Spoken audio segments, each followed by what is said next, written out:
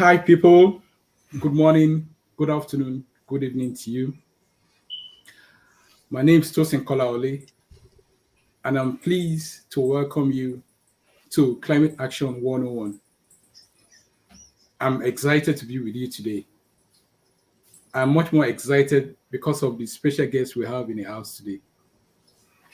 But before I introduce our guest, um, I want to ask you to please subscribe to this channel, like this video, and share with your friends. And if you have any comment or question for our guest, please put the questions in the chat box. Natural disasters and extreme weather conditions have adversely affected everybody. And the US Veterinary Affairs Department, the VA, and the veterans that they serve are not immune to the threat posed by climate change. As a matter of fact, in 2014, the VA acknowledged that these threats it acknowledged these threats in its climate adaptation plan, noting that climate change could have widespread effects on veterans' health, including long-lasting chronic effects, as well as effects on the need for emergency medicine. And the VA's primary vulnerabilities are the susceptibility of its infrastructures to damage and the burden that places on healthcare delivery system. So joining us today is an important guest and a passionate climate activist. Jim Sandoe is a US Army veteran and climate researcher. So what makes him relevant? Well, he was a member of the team that wrote an amendment that was adopted to the 2015 Paris Climate Agreement. And since 2011, he has taken well over 45 master credits in climate and sustainability. So Jim will be sharing with us today why veterans are uniquely primed to act on climate change. Please welcome Jim. Thanks, Tosin. It's very nice to be here. Um, it seems that in talking not just with people in Congress, but in public situations, that veterans have a unique status where they have credibility on certain issues. And um, on the Paris Agreement, I worked with Citizens Climate Lobby, um, members around the world to write that, and I'm still a member of them. And for veterans, I work with Common Defense. And when we decided in Common Defense that climate change was going to be an issue this year, I thought, why don't we get the veterans from Citizens Climate Lobby to join the veterans from Common Defense and make this a joint effort? And that's what we're putting together, because we think that veterans can speak for veterans, and there's a lot of veteran issues in climate change, and they affect everybody else too. But we think by approaching it on a slightly different level, we can get through to some people that may not listen to what, say, Citizens Climate Lobby's lobbying efforts are, which is the science part of it. We're not going to talk about science. We're going to talk about national security, base security, true health. These things are all real, and they're all part of climate change. And so we think veterans have a voice, and we haven't been using it, and we think we should. So that's what's behind our effort, and we hope to get a lot of veterans on board and make them listen to us. Cool. And I know I believe veterans are crucial for climate action. So, as a U.S. Army veteran yourself and a climate researcher, could you tell me what did you come across in your studies or from your experience that give credence to that allusion that veterans are crucial for climate action? Well, those of us who have been in a war zone are certainly exposed to a variety of toxic chemicals. But what my research is showing is that we're also being exposed to toxic chemicals while we're here in the United States on our bases. And it's an issue that has kind of been popping up behind the scenes for quite a while now, and we want to bring it to the forefront. We want this to be a major issue because veterans are at risk, and active duty troops and their families are at risk, and we want to protect them as well. Hmm. And so this goes beyond just how this exposes everybody, to damages that climate change brings, but also the threats that it poses on security and security, globally. So what opportunities do you think exist, to support energy security, resilience, and military readiness for this? What we're trying to do is right now is we're just starting to engage members of Congress, and we picked out a specific group: all the veterans that are in Congress, all the members of the House and Senate Armed Services Committees, and all of the House and Senate members of the Committee for Veterans Affairs. Now, those are all veterans that deal with veterans issues, and that's about 175 Congress in House and Senate. So we're working on that list.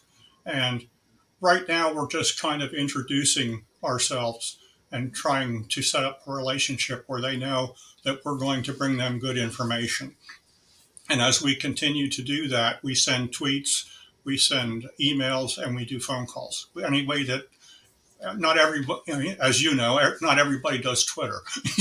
So I don't want to exclude the people that don't do Twitter. So we're going to take whatever we can get, whatever help you can give us, we'll take it. We want to make as many people in Congress think that this is a major issue, which it is, and we want them to think about it, and we want them to act on it. That's the main thing. There has been talk. We want action. You know. But can you tell us what was the personal interest that you had in it? What um what kind of exposure to climate impact drove you into doing this? Have you ever had any experience with impacts that's maybe made you real to you that climate change is actually happening and it's not an hoax? Well, when I was in Vietnam, I was in explosive ordnance disposal. So I worked with a lot of explosives and earned a healthy respect for a lot of the things that we dealt with. But also, um, when we dispose of munitions and weaponry and all that stuff, the explosion we create is a huge environmental hazard. I mean, it's just Mm. we didn't know it in the early '70s, but the stuff we blew up had a lot of toxins in it, and it drifted over the countryside. But even though we know that's the case, there are still about 30 bases in the United States that do open demolition to get rid of munitions and ammunition and chemical weapons, and that needs to stop. It's that whenever you blow up, that goes up into the atmosphere in whichever way the wind's blowing. Those people are going to get it. I mean, it doesn't 100% of it doesn't burn. It's still a toxic cloud created, and so we think the Pentagon needs to rethink some of these policies that have been around for decades and look at them through an environmental lens and what am I doing to my neighbor's lens. The people that live near these bases don't deserve that, so we want to help them too. Mm. Well, can you tell us more about it? What are some of the impact that it had on people who live around the bases? What are some of the things you saw? Well, Um, in depending upon the chemical, a lot of it is respiratory, and of course, if you're an elderly person or with COPD, we've seen a tremendous increase in asthma among young children. All these things are irritated by pollutants in the air, and that can be chemical pollutants, or it can be the soot pollutants from fossil fuels, which we call PM 2.5. They are so small that they go to the very smallest part of your lungs and get in there, and they do not come out, and they create scar tissue and that it damages your lungs permanently. Uh, Children that live in the city where there's a lot of diesel trucks are much more at risk.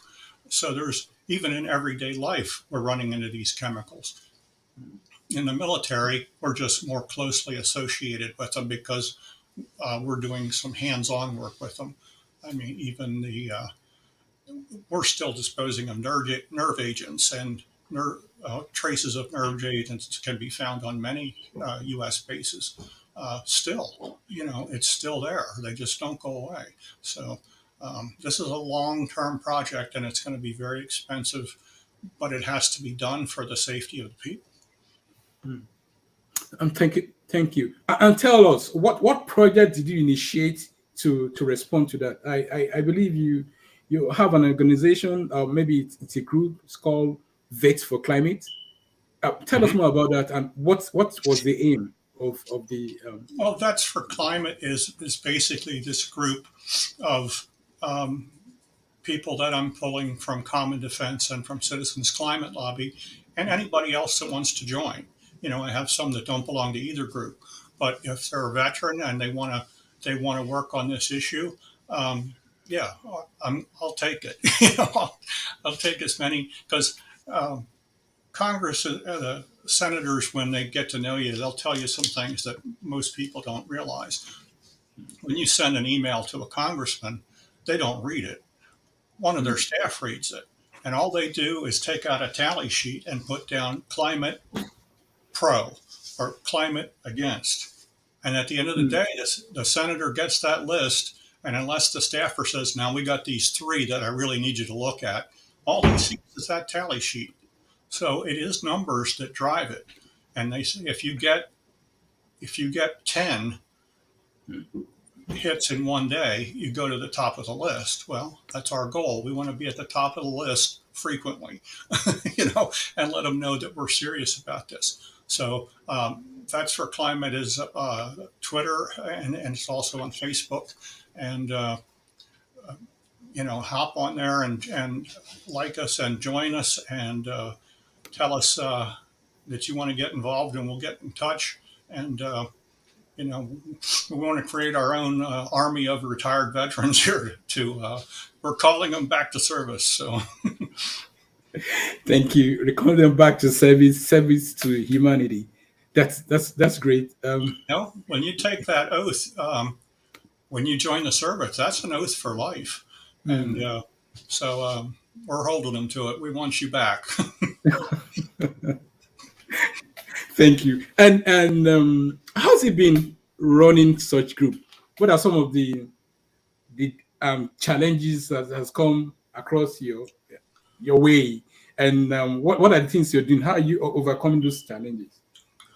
Well, it's not something that I've done before, so it's all pretty new, and I'm getting a lot of help from Common Defense and from Citizens Climate Lobby who have more experience at this, and they're helping and they're giving me resources to help work this.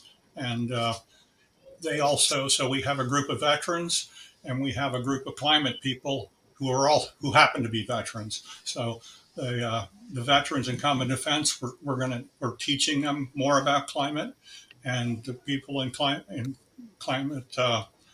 that know about climate, they can jump right in. We want people to feel comfortable with the material and not get in too deep.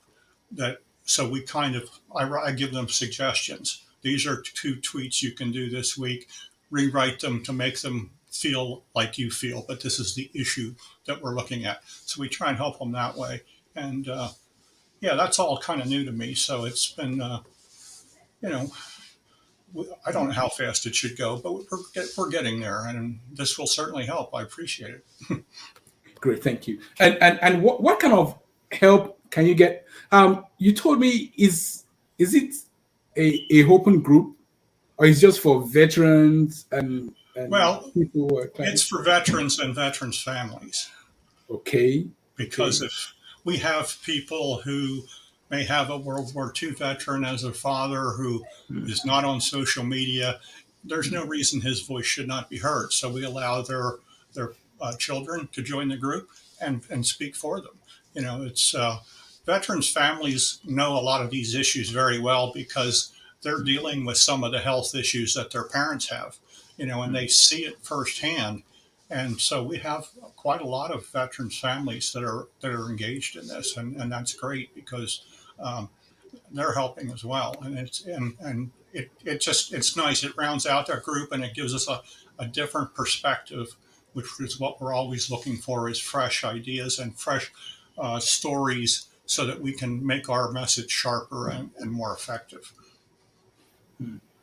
I I I I was doing reading a research document, and I understand that of course it's like seemed like common sense that one of the impact of unchecked climate change is of course damages and flooding, extreme weather events, and all that. And this also poses threats to the infrastructures and especially bases that the military has in different places in the world, especially coastal communities. How concerned are you about this? Um, we're talking right now, of course, about the big infrastructure bill that's in the Senate that's being worked out.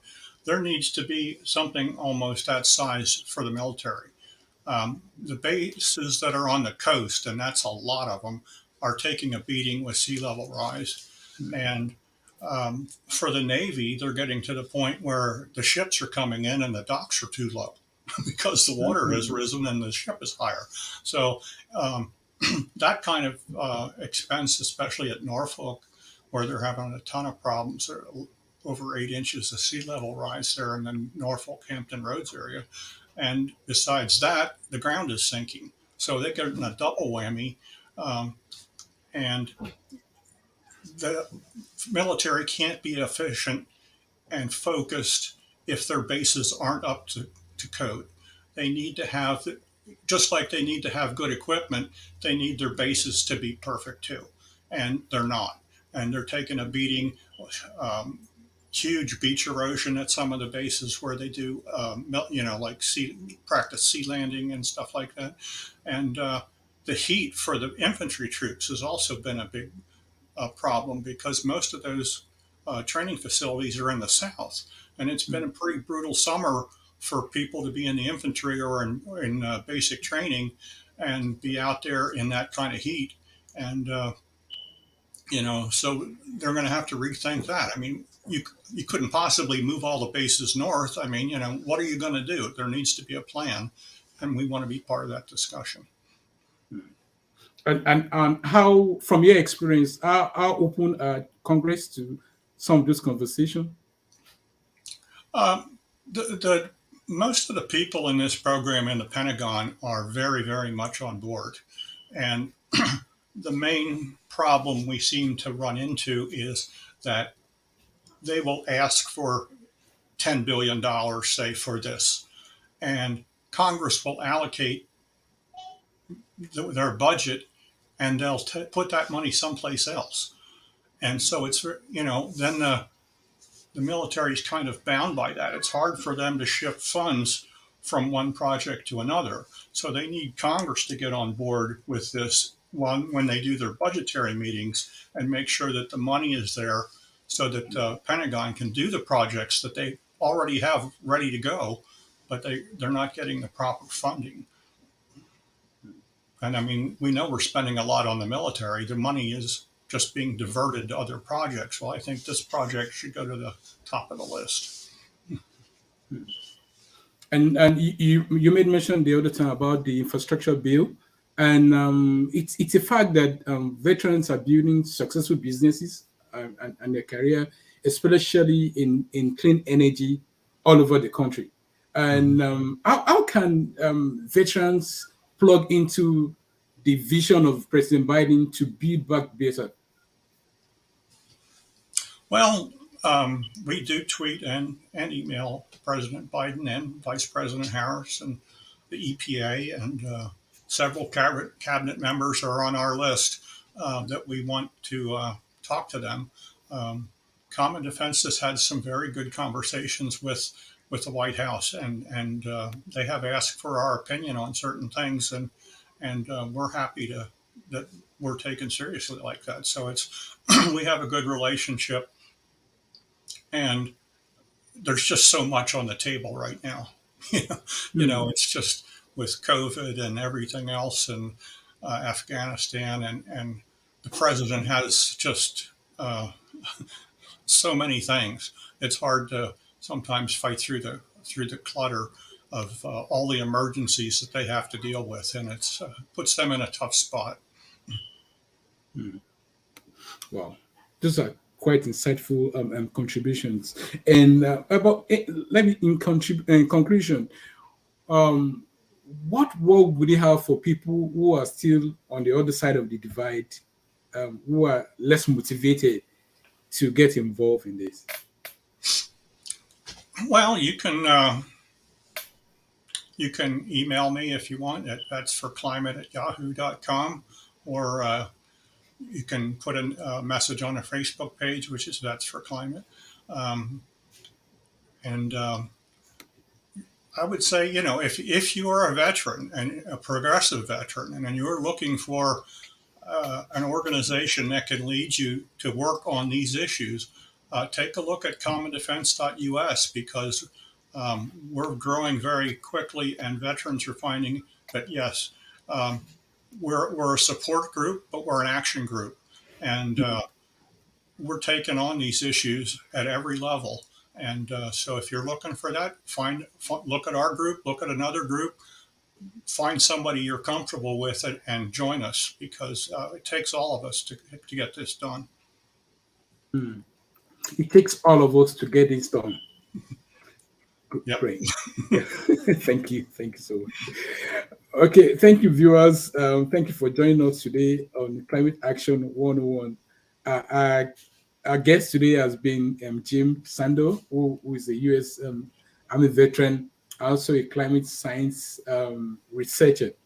And our guests have shared with us today, among other things, that although climate change can seem like a concern of impossible magnitude, but veterans are taking actions on this, and more importantly, because it's an action that requires all of us to be involved with.